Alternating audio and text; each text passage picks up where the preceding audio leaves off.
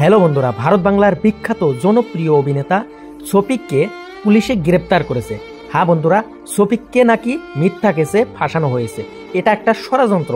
হ্যাঁ বন্ধুরা, সমস্ত কিছু জানতে পারবেন আজকের এই ভিডিওতে। শফিককে পুলিশে গ্রেপ্তার করেছে একটা নাবালিকাকে ধর্ষণ করার অপরাধে। হ্যাঁ বন্ধুরা, শফিকের সাথে একের পর এক ঘটনা হয়ে যাচ্ছে, কিন্তু কেন?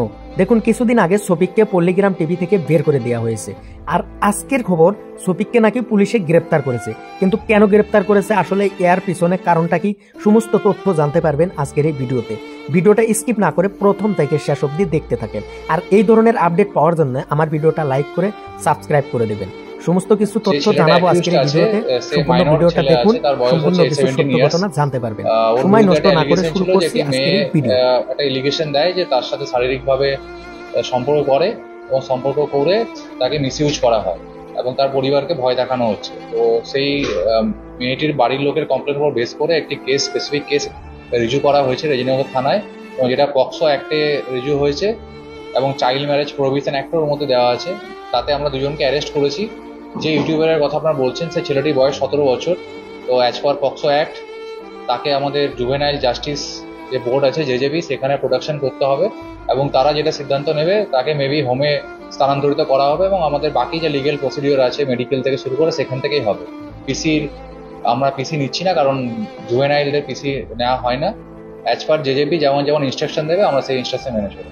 হ্যালো বন্ধুরা, এবার আমি শফিকের বেস্ট ফ্রেন্ড ইমরানদার মুখ থেকে কিছু কথা শুনবো। আপনারা ধৈর্য ধরে কথাগুলো শুনুন। যে শফিক একটা মেয়েকে বিয়ে করেছিল। হ্যাঁ বন্ধুরা, তোমরা অনেকে জানতে চাইছিলে যে এই মেয়েটা কে, এই মেয়েটা। তো হ্যাঁ বন্ধুরা, এই মেয়েটা হলো শফিকের বউ। আসলে শফিক বিয়ে করেছিল এই মেয়েটাকে। সেই মেয়েটা বাড়ি হচ্ছে রেজিনগরেরই আশপাশে দাঁতপুর বলে একটা জায়গাতে। মেয়েটার বাবা টোটো চালক এবং তার মা সাধারণ গৃহিণী। আর মেয়েটার বয়স মোটামুটি 17+, আর শফিকেরও বয়স তো 17+, তোমরা জানো।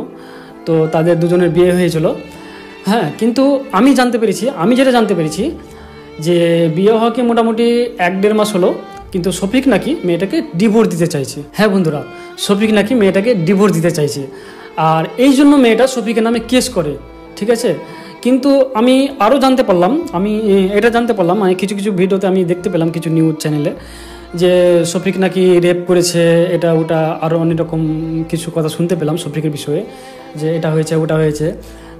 তো আমি জানি না কতটা কি হয়েছে, তবে আমি জানতে পারলাম যে শফিকের সাথে 3 জন রয়েছে। সেটা হচ্ছে রাকেশ আর রুবেল।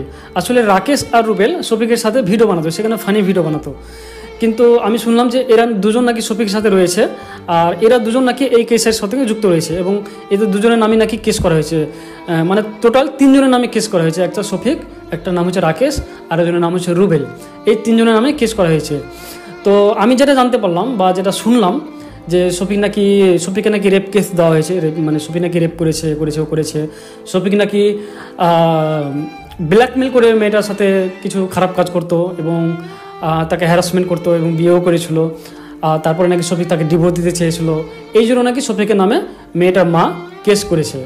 দিয়ে বলেছে, তুমি যদি আমাকে বিয়ে না করো, আরো ভিডিও পোস্ট করবো, তোমার লাইফ বরবাদ করে দেবো। আমাকে বিয়ে করতে বাধ্য হয়েছিল, ব্ল্যাকমেল করতে। তো বন্ধুরা, এখন কথা হচ্ছে যে মেয়েটার ফ্যামিলি থেকে 3 জনের নামে কেস করা হয়েছে, শফিক, রুবেল আর রাকেশ।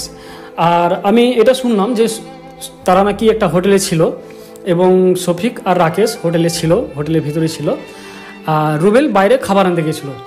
তো যখনই পুলিশ ঢুকেছিল, তো দুজনকে ধরতে পেরেছে। একটা হচ্ছে শফিক, আর একজন নাম হচ্ছে রাকেশ।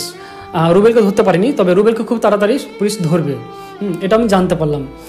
তো খুব কষ্ট লাগছে বন্ধুরা কথাটা শুনে, কারণ আমি তো ভাবতে পারছি না যে শফিক এরকম কাজ করতে পারে বা করে।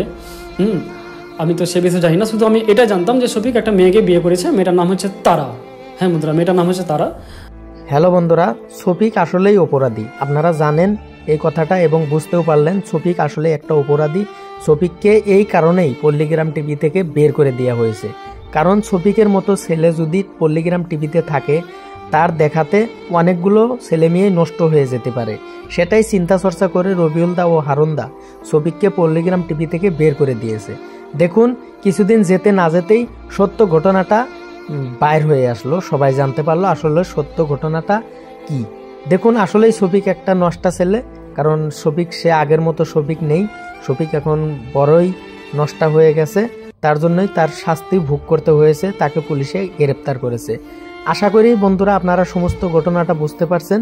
তো আরও এই ধরনের ইনফরমেশন পাওয়ার জন্য আমার চ্যানেলটা সাবস্ক্রাইব করে রাখবেন। আজকের মতো ভিডিও এই পর্যন্তই। ভালো থাকুন, সুস্থ থাকুন, আল্লাহ হাফেজ।